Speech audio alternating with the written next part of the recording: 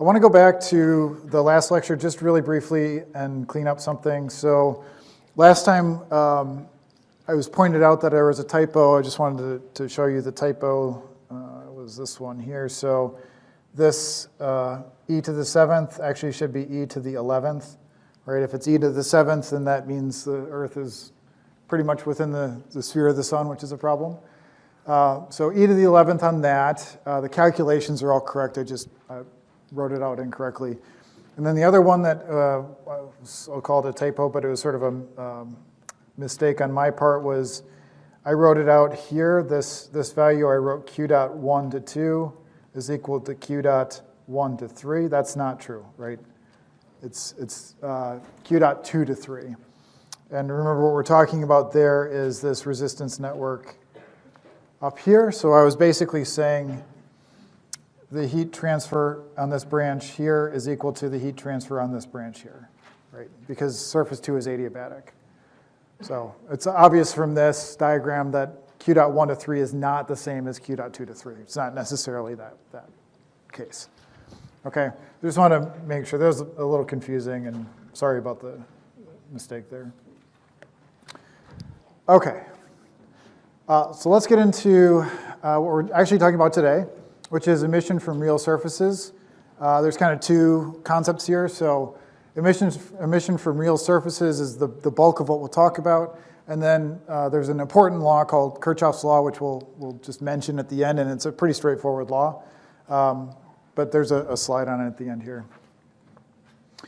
All right, so when we talk about real surfaces, we are now making a distinction between what we have been talking about, these black body surfaces, and surfaces that we experience in actual settings, like actual engineering settings.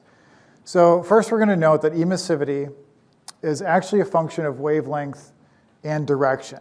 So what I mean here is, like, let's take some base case, let's take some surface, and I'm going to draw, oops, that's supposed to be an ellipse. Draw an ellipse like this. And then let's say we've got some like dome over the ellipse, right? It's just some like hemisphere like this. And I'm going to take some little differential element here, right at the center of this dome, this hemisphere. And I'm going to, from the center of that differential element, I'm going to draw a ray. And that ray is going out. It's just some random direction from the surface. And this ray happens to correspond to some particular wavelength, right? This is some wavelength here, lambda. All right, so this selection of the direction and selection of lambda is an arbitrary one. We know for a black body surface it's emitting a bunch of lambdas, it's emitting a bunch of directions sort of indiscriminately. It's a diffuse surface. It's just emitting this whole black body spectrum. But what we want to point out here is that it could be the case that the rate of emission of that surface depends on both the wavelength and the direction. So let me just give you a little bit of terminology here so we can kind of describe this in a meaningful way. So here I'm drawing the surface normal. This is a surface normal. Let's call this n hat, right? It's the normal.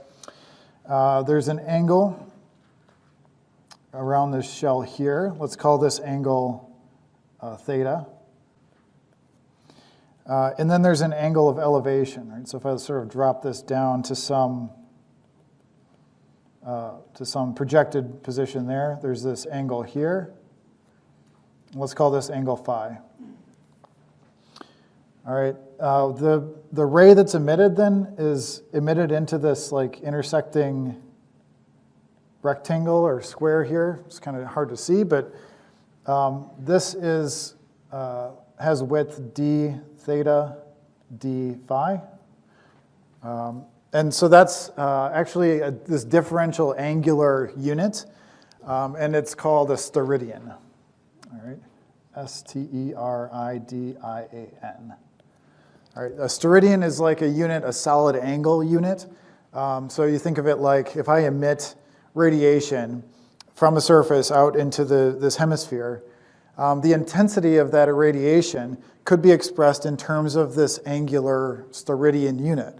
So that it's basically this angular intensity that doesn't change as a function of distance away, right? Like if you looked at it per unit area, it would change, but per unit steradian, it doesn't. So sometimes people talk about this concept called intensity. Right, so intensity here would be, let's just write it down here. Intensity is the definition I in some lambda, theta, phi. This is units of watts per meter squared per steradian, abbreviated SR.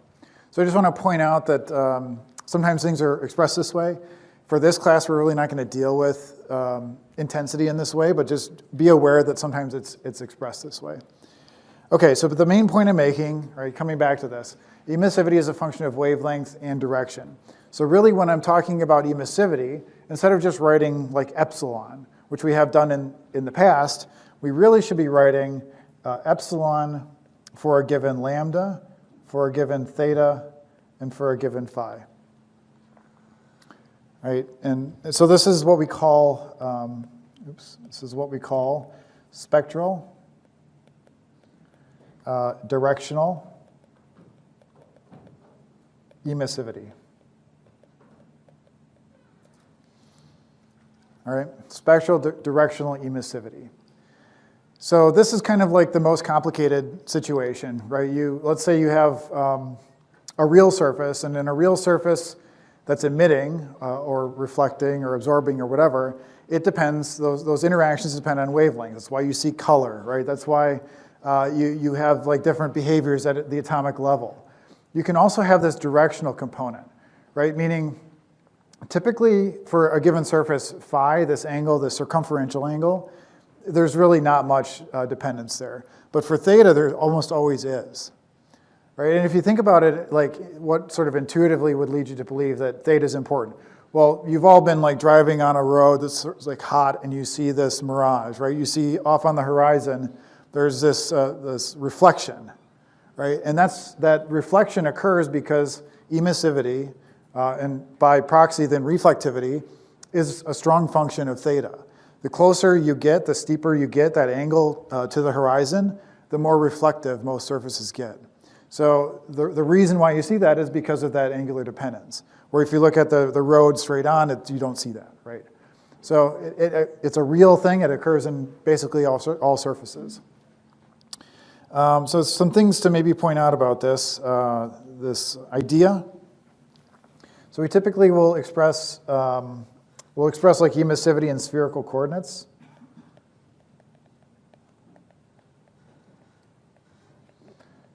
Spherical coordinates, because it's most convenient.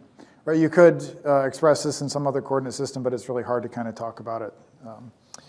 As I said, like theta is the angle of displacement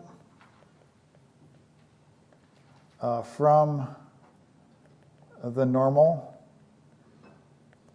n hat. And we'd said that epsilon lambda theta phi can depend on theta, like quite a bit, right? We talked about intensity.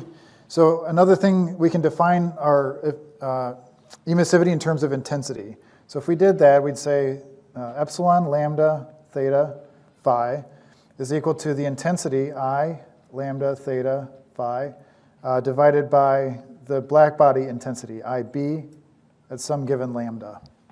All right. So this is just like it's a possible way you can define it. For intensity, we'll sort of leave that here and not really come back and deal with it anymore.